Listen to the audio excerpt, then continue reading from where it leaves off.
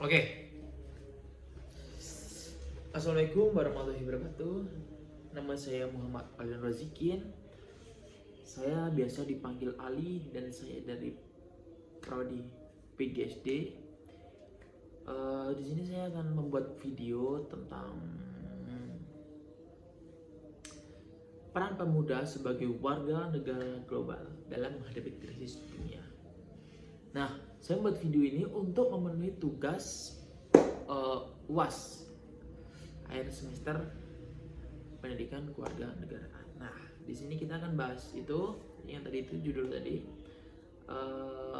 Kita akan bahasnya santai, nggak terburu-buru atau ini santai aja. Biar teman-teman yang menonton video ini juga tidak biar bisa santai juga, biar sambil makan, minum atau sambil ngerjain tugas, sambil mendengar saya berbicara seperti ini. Nah, oke, kita akan bahas yaitu pemuda adalah harapan masa depan dunia. Nah, di tangan pemuda arah peradaban manusia akan ditentukan. Namun di era globalisasi saat ini, pemuda tidak lagi hanya berperan sebagai warga negara dalam batas wilayah nasional, melainkan juga sebagai negara global yang memiliki tanggung jawab moral, sosial, dan kemanusiaan terhadap permasalahan dunia. Dunia saat ini sedang menghadapi berbagai krisis besar seperti krisis iklim, krisis kemanusiaan, krisis konflik bersenjata, krisis ekonomi global, ketimpangan sosial, hingga krisis nilai dan identitas semua. Krisis ini saling berkaitan dan berdampak lintas negara. Tidak ada satupun negara yang dapat berdiri sendiri menghadapi krisis tersebut tanpa kerjasama global. Nah, ngomong-ngomong tentang krisis nih, kalian sadar nggak sih dunia ini sudah mulai tua, terus banyak krisis global kayak finansial, peperangan. Kayak contohnya kemarin yang lagi viral itu peperangan ini, itu presiden Iran diculik. Nah, yang membuat mata uang Iran menjadi $0 atau bisa dibilang tidak berharga ya untuk ditukar ke dolar. Nah, krisis-krisis itu sangat berdampak kepada ekonomi juga ya kan. Nah, gimana sih cara menghadapinya itu? Nah, dari kalau aku sendiri cara menghadapi krisis atau inflasi itu dengan cara simpel-simpel aja sih.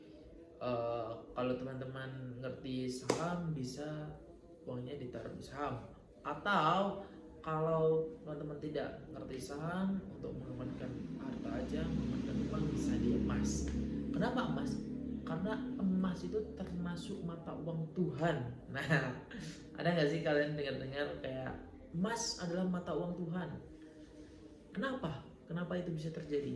Nah, di era krisis gini, apalagi kalau sampai terjadi peperangan, satu-satunya mata uang yang bertahan, maksudnya peperangan dunia, mata uang yang bertahan itu mata uang Tuhan. Kenapa? Karena emas itu nilainya nggak akan turun, teman-teman. Jadi kayak dari dulu sampai sekarang emas itu naik terus kan, cenderung naik terus. Walaupun ada kalanya turun tapi tidak drastis. Beda dengan kayak aset yang lain kayak seperti properti atau saham, kripto, seperti itu. Itu kan naik turun. Namanya sideways atau volatil. Nah, di situ kita bisa tahu, oh, emas itu adalah sesuatu investasi yang sangat menguntungkan ya. Nah, tapi menurut saya pribadi, emas itu lebih ke menjaga nilai kekayaan kita, bukan termasuk investasi yang bisa menaikkan kekayaan kita. Kenapa? Karena walaupun kayak misalnya kita dulu waktu aku kecil emas itu sekitaran 500 ribuan lah ya 1 gramnya. Nah pada saat saya besar nih sudah kuliah, harga emas itu naik di kisaran 1,9an, bahkan kemarin sempat menyentuh 2 jutaan per gram. Nah apakah itu sebuah investasi?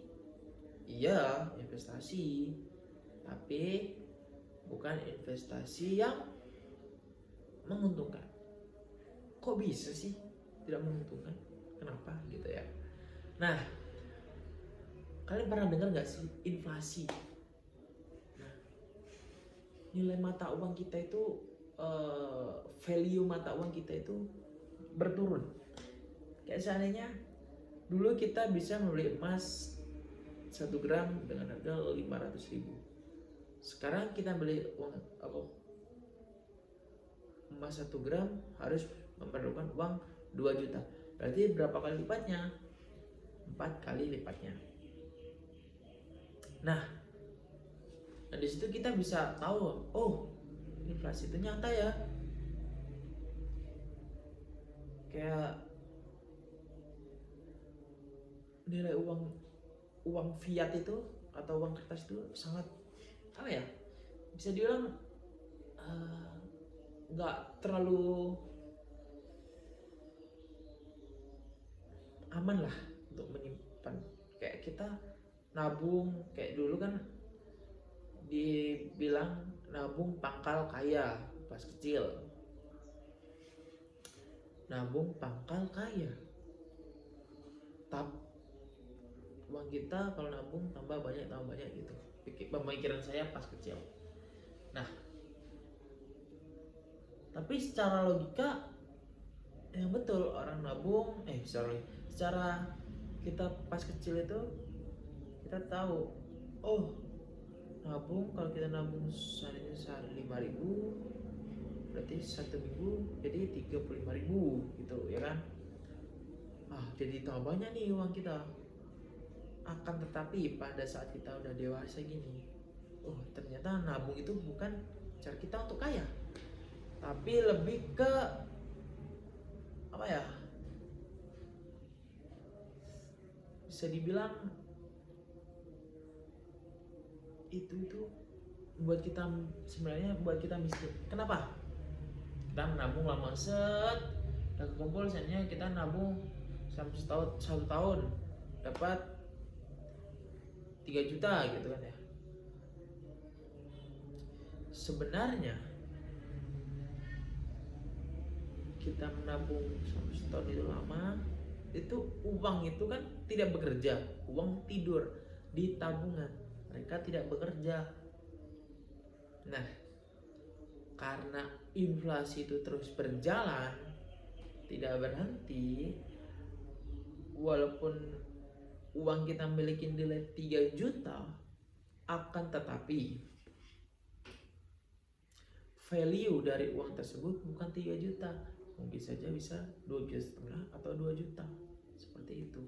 Sedangkan kalau kita investasikan uang kita yang hasil nabung itu misalnya sebulan 3 juta, terus kita investasikan ke saham, emas, atau kripto, atau obligasi, reksadana, terserah, itu naik set.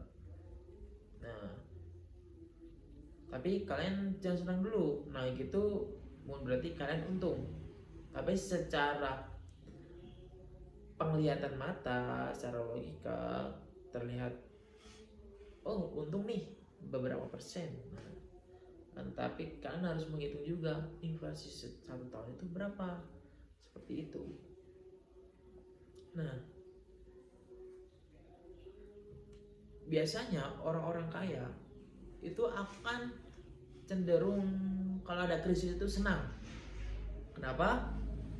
karena sayangnya krisis global, contohnya kayak COVID-19 kemarin, itu yang awalnya apa ya, kayak bilangnya libur 2 minggu. Nah, libur 2 minggu, akan tapi tiba-tiba jadi 2 tahun, seperti itu.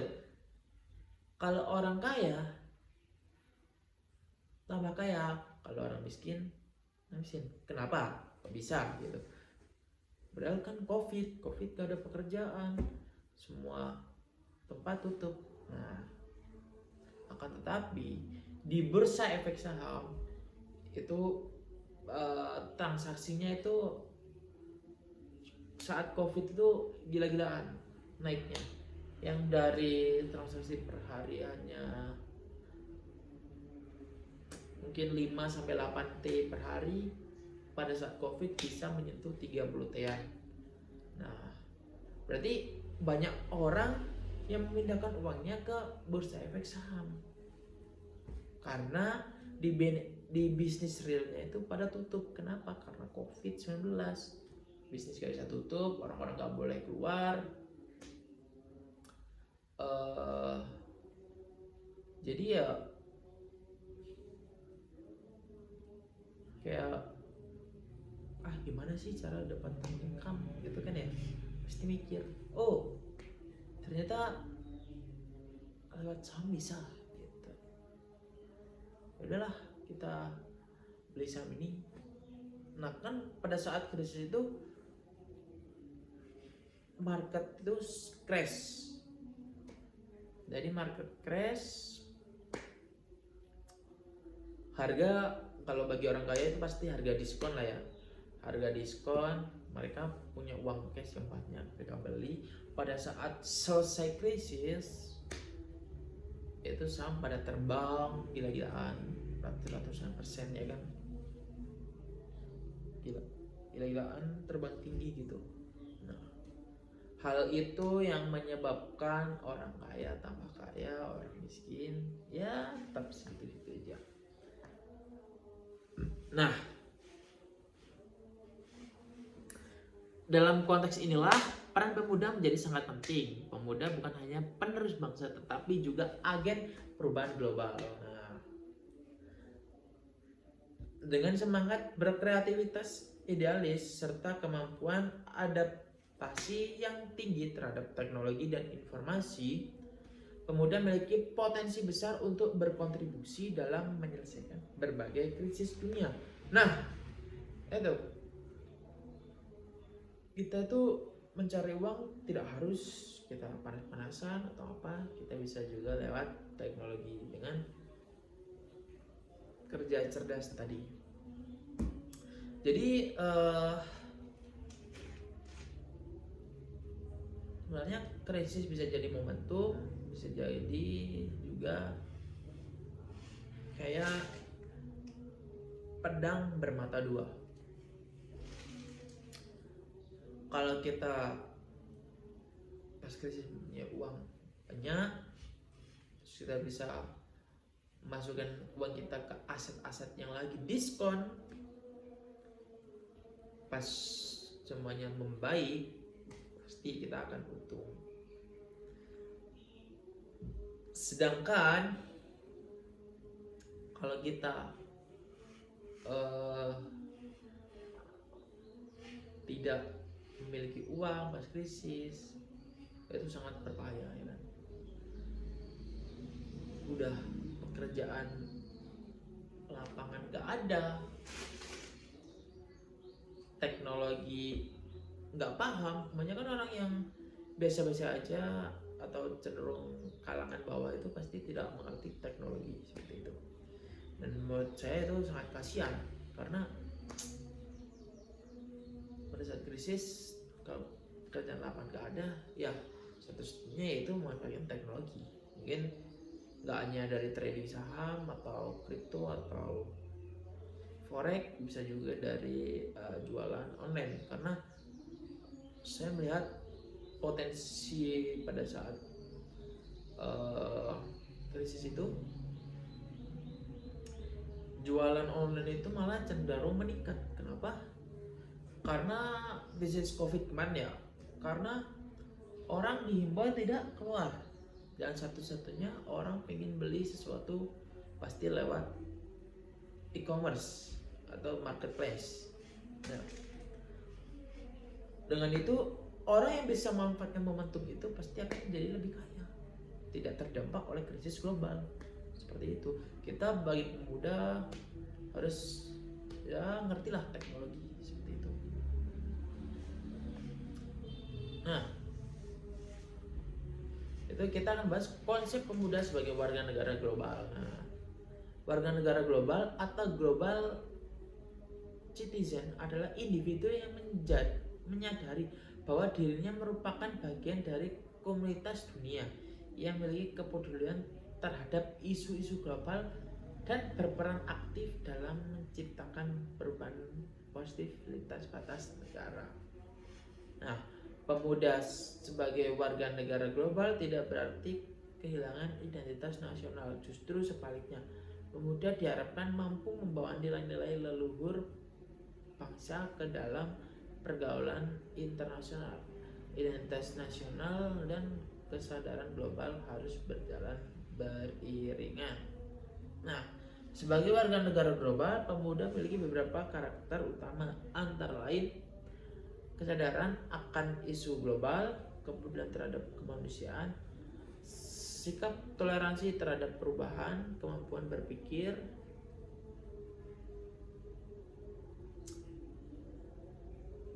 dan komitmen terhadap keadilan dan perdamaian. Pemuda Indonesia misalnya dapat membawa nilai Pancasila seperti kemanusiaan, persatuan, dan keadilan sesuai sosial sebagai kontribusi nyata dalam tatanan global. Seperti itu ya. Nah, kita lanjut krisis dunia yang dihadapi saat ini. Nah, saat ini krisis lingkungan dan perubahan iklim. Nah, perubahan iklim merupakan salah satu krisis terbesar dunia. Pemanasan global menyebabkan naiknya permukaan laut, cuaca ekstrim, dan kerusakan ekosistem. Dampaknya dirasakan oleh seluruh umat manusia tanpa memandang batas negara. Nah, pemuda memiliki peran strategis dalam mendorong gaya hidup ramah lingkungan,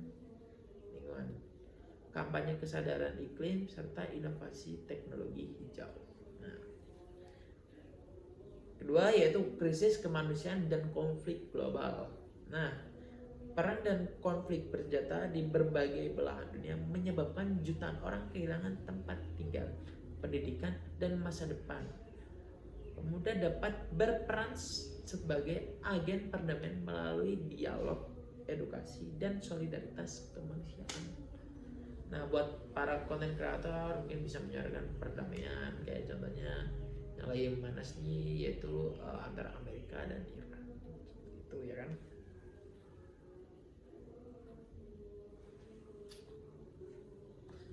Yaitu ketiga yaitu krisis ekonomi dan ketimpangan sosial. Ketimpangan ekonomi global semakin lebar. Sebagian kecil populasi dunia menguasai sebagian besar kekayaan, sementara jutaan orang hidup dalam kemiskinan.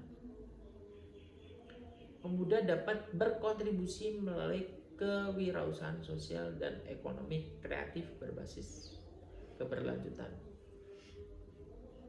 Nah, yaitu keempat, krisis nilai dan disinformasi. Era digital membawa tantangan berupa hoax, ujaran kebencian, dan radikalisme. Pemuda harus menjadi pelopor literasi digital dan penyebaran informasi yang bertanggung jawab, seperti itu. Nah, kita santai dulu, nggak usah terburu-buru ya teman.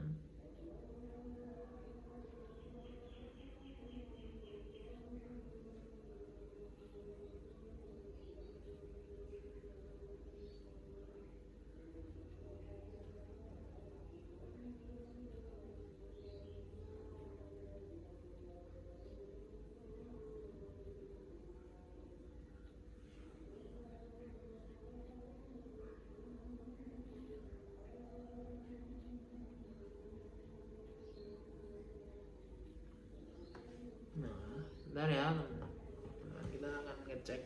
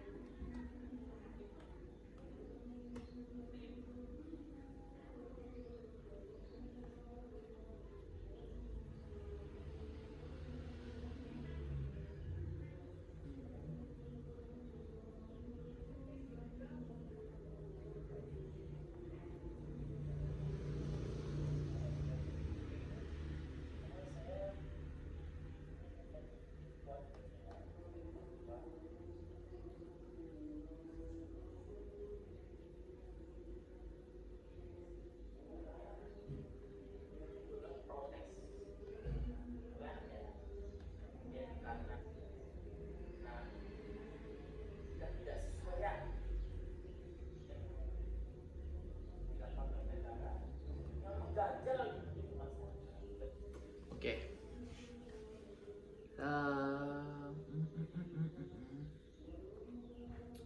Santai dulu teman-teman.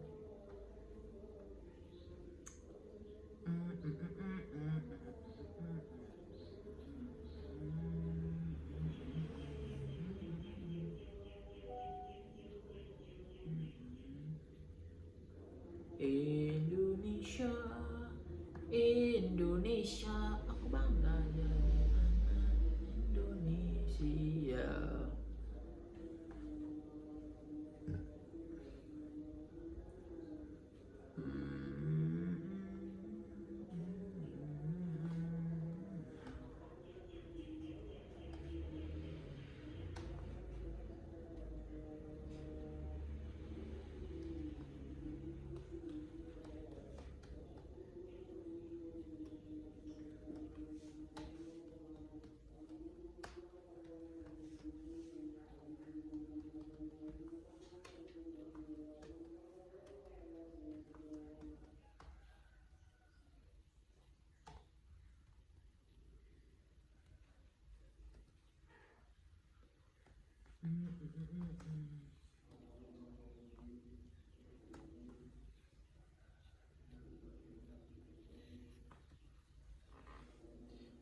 Aku bangga menjadi anak Indonesia. Krisis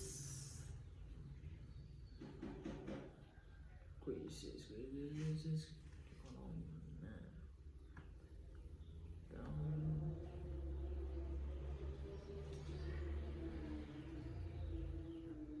Oke. Sorry, berita-berita krisis ekonomi.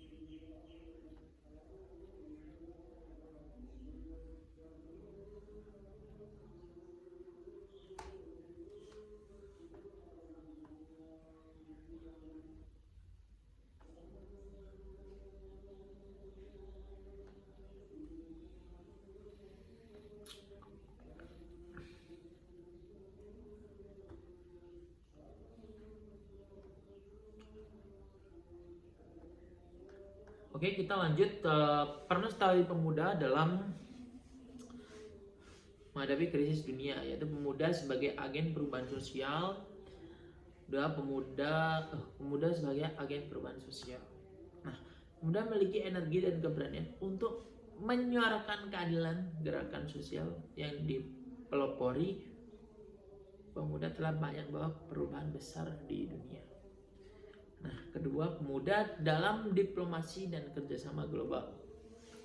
Nah, melalui pertukaran pelajar, organisasi internasional, dan forum pemuda Indonesia, pemuda dapat membangun jejaring lintas budaya dan negara. Nah, ketiga, pemuda sebagai inovator dan problem solver.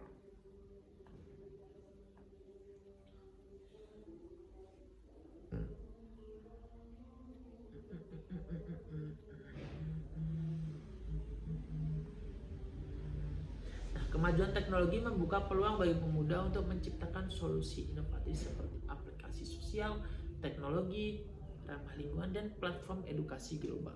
Nah,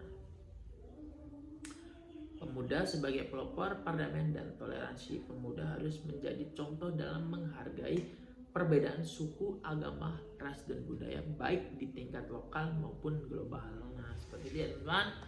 Nah, terima kasih. Sekian pembahasan kita tentang krisis ekonomi, krisis global, kayak krisis perang gitu. Semua pasti semua itu pasti akan terjadi, pasti ada masanya, dan kita nggak tahu kapan. Jadi untuk teman-teman persiapkan kalau seandainya terjadi perang, lebih baik menggunakan mata uang Tuhan, atau bisa dibilang emas. Itu uang yang paling aman sepertinya untuk menjaga kekayaan kita. Dan juga kalau perang itu kan pasti nggak ada listrik, ya emas paling aman sih pasti. Mungkin kita nggak tahu kita kapan, mungkin negara lain sudah pada perang dan negara Indonesia nggak tahu kapan, tapi kita sebagai warga negara harus selalu bersiap diri. Terima kasih. Wassalamualaikum warahmatullahi wabarakatuh.